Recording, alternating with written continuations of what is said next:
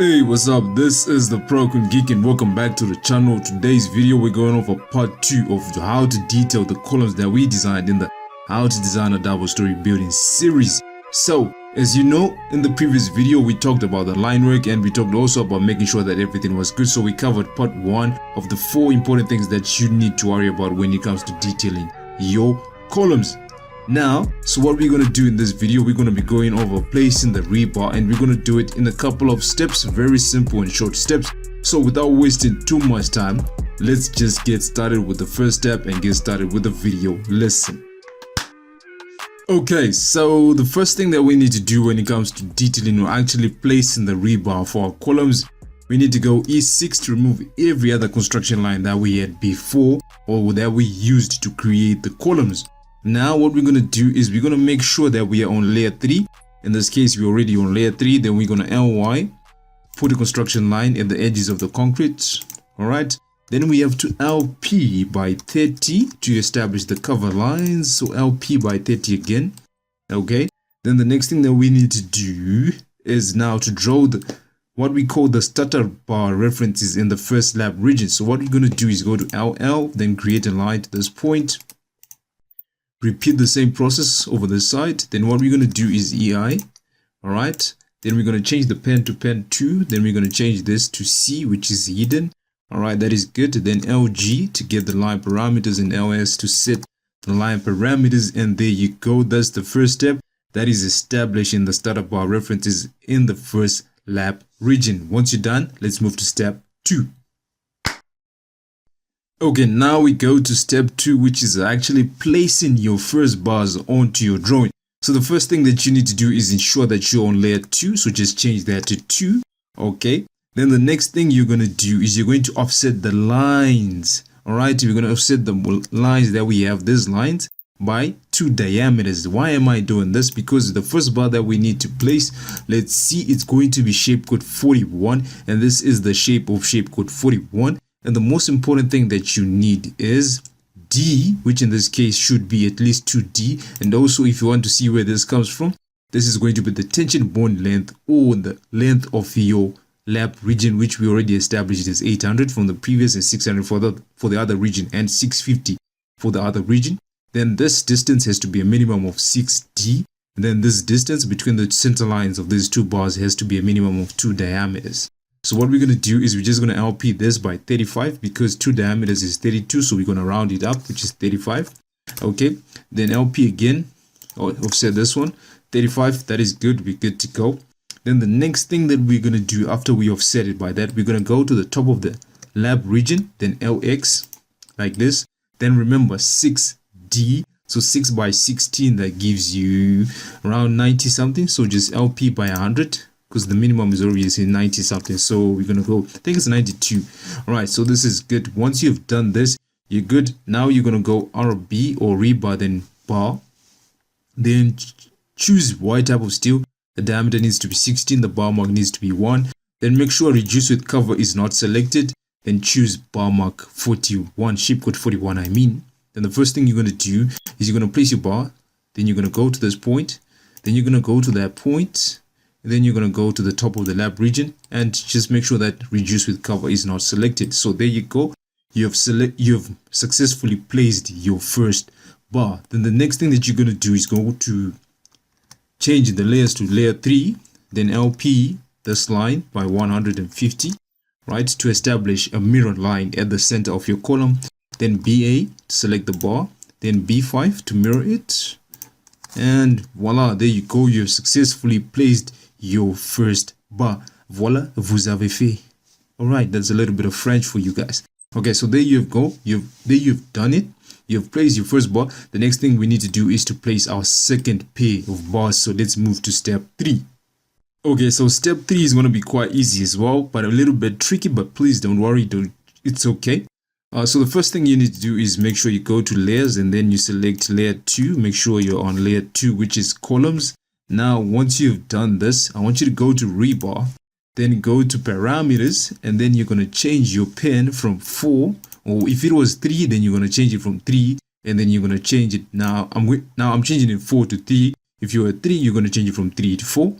right? So that's okay. Then the next thing that you want to do, you want to ensure that you have all the construction lines that we established in step 2. If not, add them, young Jedi. Okay. Next, what you want to do is go to the top of the third lap region. So this is the first, second, and then this is the third lap region.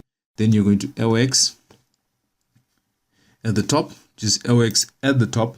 And then also what you want to do is you want to establish if at the beam soffit you have an LX. If you do not have an LX, please add it there. And then what you're going to do is you now want to LP this line or offset it by 106 diameters. Remember that. Please always remember it's 6 diameters. So this is 100 because in this case we want our bars by the time they reach the beam to be already cranked. We want to crank them in the beam going upward so that the steel for the beam does not interfere with the steel from the column.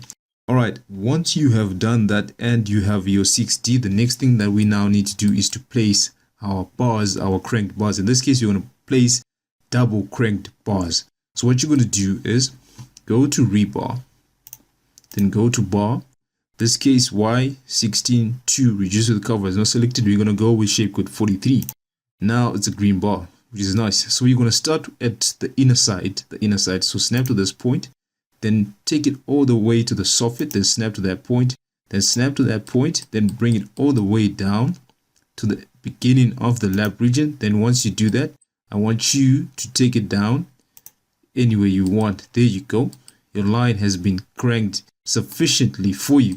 Actually, what we were supposed to do is let's just Control Z. I forgot one important step. We were supposed to LX at this point, then we're supposed to LP again by 100. But don't worry about that. We're just going to repeat it nicely. So rebar, then we're going to go to bar, then we're going to make sure it's shape code 2. So just say 2, then repeat the process. I had forgotten the steps, so please forgive me. What you're going to do is we start this point, then take it down to the soffit, then go to this point. Let's go this point. Then you want to go to this point, then you want to snap to this point. Okay, that is okay. So the thing that happens is it doesn't automatically extend the last leg for you. So all you have to do is now this lap region, let's see, the lap region is 650. So what you're going to do is you're going to EI, select the bar, then you go to E, then you change that from 120 to 650, and there you go, you're good to go. You have placed your bar. It will lap with the blue bar in this region nicely now that we have changed everything. So this is the second, this is the second pair of bars that you've just added. So now BA, select the bar, then B5 to mirror it, and there you go, you have mirrored your bar. You've successfully placed your second pair of bars. Now once you do this, we now need to move to the third pair of bars, which is definitely going to be shaped with 37. Okay, so what you need to do when it comes to the fourth, it's the fourth step, but this is where we place the third bars. So what you need to do is make sure that you're still on layer 2, which is right, you're still on layer 2. Now what you're going to do is you're going to LX at the top of the column. In this case, LX, go to the top of the column, then LX. Then what you're going to do is LP, that is to offset by 50s to establish a cover of 50 at the top. Then what you need to do, you need to LP the outer construction line by the anchor length of the bar. In our case, at the top we have 12 millimeter diameter. Still, we already did this. When we design these columns. So what you need to do is, let me just say anchor length, shape code 37 and 38 anchor length, because I need to know what the anchor length is going to be. So let the MathCAD sheets pop up for us. But I think it's 12 by 12, which is supposed to be 144, but let's just confirm if it is definitely 144. In this case, if the diameter is 12, the length of the leg will be, if it's high yield steel, it's 12D, which is 144. So we can round that to 145 or 150. So what we're going to do is let's just LP the outer construction line by 150 in our case. All right, that is good to go. And once you have done that, the next thing you want to go is go to rebar, then go to the parameters, then change the pen from 3 back to 4. Click OK. Once you have done this again, we now need to place our bar. So RB or rebar, then go to bar. In this case, we're going with shape code 37. change the diameter to 12. Shapecode is definitely going to be 3. Make sure reduce with cover is not selected. Select shapecode 37. So what we're going to do is we're going to place the first handle at this point. Then we're going to choose this as the lap region, so we snap to that point, and then we're going to snap to this point. That is okay. If you EI, there you go, the leg is 150 and B is automatically calculated for us. It's 2950. So click OK. Next thing, BA, then B5. Then there you go. Voila, you have placed your third pair of bars. Once you're done, you will be done with step 4, and this is it. The next thing we now need to do is to place our links. And remember, I am just using different pens so that you can see the different pairs of bars that we are placing and the reason why some of them are kinked. Okay, so the first bar is a single kink, second bar is a double kink, then the last bar is shapecode 37. So shapecode 41, 43, then shapecode 37. Next, we now need to place the links.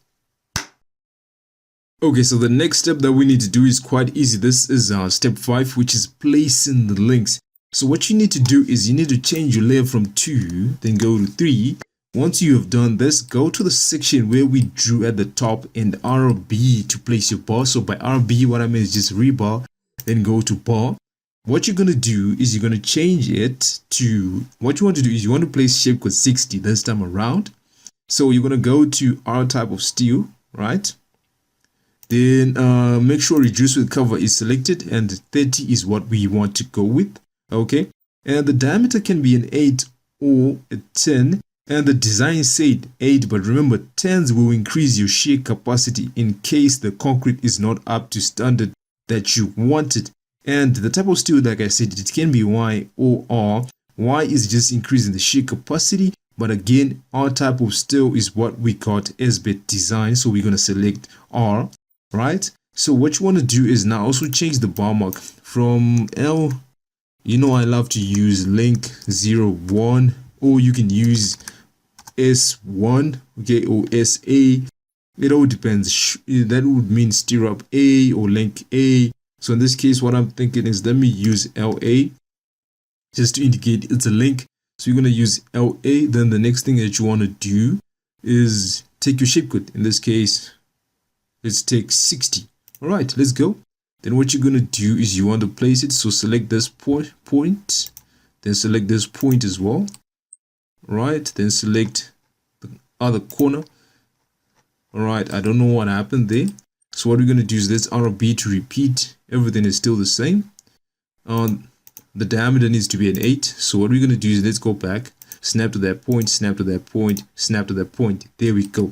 So in case your bar disappears, all you need to do is just repeat the process, because a mistake will have occurred and Prokon will try to what do they call it? Okay, my English is not good. Let's just continue. All right. So the next thing what you have done, you've placed your bar. This is good. The next thing what you want to do is now you want to zone it. So just BA. Then B3 to copy it to the side. Okay. Then again B to select everything. Then EI. Then go to Y sign, change it from -1 to 0. All right. That is good. Then the next thing that you want to do is let's just copy it. Then remove auto. Then B4 to move it to the center of the column. In this case, we're going to place it at this point. All right. That looks good to me. Once you've done this, you're good. You've placed it on the section and you've also placed it on the elevation. Once this is done, the next thing that we need to do is place the fixing links. So let's move to that. Okay, so placing the fixing links is quite easy. In the previous step, we placed the main link, which is in blue. So the first thing that we need to do, or maybe let me explain, why do we need fixing links? So when they custom this column, they will start by placing the blue bars that I've detailed, the first pair of bars, and then they will put the second pair of bars which are in green, then they'll place the third pair of bars which are in cyan or in blue. So what happens is, for this one will lap with the starter bars, and then it goes all the way to the slab region. So in this case, we don't need any fixing links because the main links will be able to hold these bars in place. But when we come to the third lap region, the main link becomes too large to hold the cranked legs of this bar in place. So we need smaller fixing links, which we will then remove when we put the blue or the third pair of cyan bars. To better illustrate this E6. What I'm going to do is I'm going to place some decorative bars. So let's go. What we'll do is let me go to rebar, then parameters, then change back to 4. Okay, so this is 4. So what will happen is we're going to go RD, then 16, and then we're going to place this bar, this bar, this bar, and then this bar. Then what we need to do is we go to rebar, then RP, change this again to 3, then that's good. Then RD, we still 16. Then we need to place the cranked leg so that you can better visualize what these bars, where they will be. Okay, so that is good. Once we have done this, so as you can see, this link is too huge for these bars. When it comes to this portion, it will definitely not be holding these bars, so they will have too much of what we call free play. So you need to provide a link that is still the same in this direction, but then you're just going to change it here. So what you need to do, the length actually in the X is shorter, but the length in the Y will still be the same. So to best do this, what you're going to do is LY at this point, then LY at this point. Okay, that is good. Then what you will do once you've done this, check that you're still in layer 3. In this case, you're still in layer 3, so you're good. Okay, then the next thing that we've done already, we already put the cover bar. So what we're going to do is RB, right? Let's make sure we are still our rebar, our RP. Let's RP, our pen is 3, so we're good. So let's RB. Let's go and say we need LB, right? We need it to be link B, or you can say fixing link A, because it's going to be a fixing link. So what you're going to do is R type of steel, diameter is 8 as well. So choose 60. This time around, this is what you're going to do. You're going to snap to this point, and then you're going to snap to this point. Then you're going to go snap to this point, and there, voila, as you can see, the fixing link has been placed nicely and in accordance to this point, as you can see. So that's how you easily place your fixing link. So now, as you can see, the green link will take care of this cranked part of the bars when you haven't placed the blue bars, which are going to come from the top, as you can see. So you will have these links, and then you will remove them once you're at cut. So now let's put them where our column is. So we're going to B3, copy them to the side, then BA, then B3 again. Let's move them to where they are needed. In this case, they're going to be needed in this zone. All right, then EI. Then you're going to change from -1, the Y sign, to 0. Okay, so at this point in time, don't worry too much if they seem as if they're not holding the bars, because remember, when it comes to our columns, right, the links that we provided, or rather the legs that we provided, were at a section of 1:10. So there's a bit, but in other words, don't stress yourself about these links. The importance why you need them there is so that you will be able to zone these things nicely. So I had removed a lot of lines. So what we're going to do is just LY to go to the cover of the concrete, then LP it by 150. All right. So once you've done this, you've successfully placed your fixing link. So this one in green is going to be a fixing link, which is going to take care of this region. Don't worry, even if it doesn't go to this part, doesn't go to this part, the steel fixer will be able to understand what you're trying to say. So this is it. We have successfully placed all the bars that we need in this column. The next thing that we need to look at now is part 3 of the series, of the column series, where we will be zoning, indicating the bars and zoning them so that they show up on our bending schedule in preparation for plotting and printing. So until next time, please don't sneeze.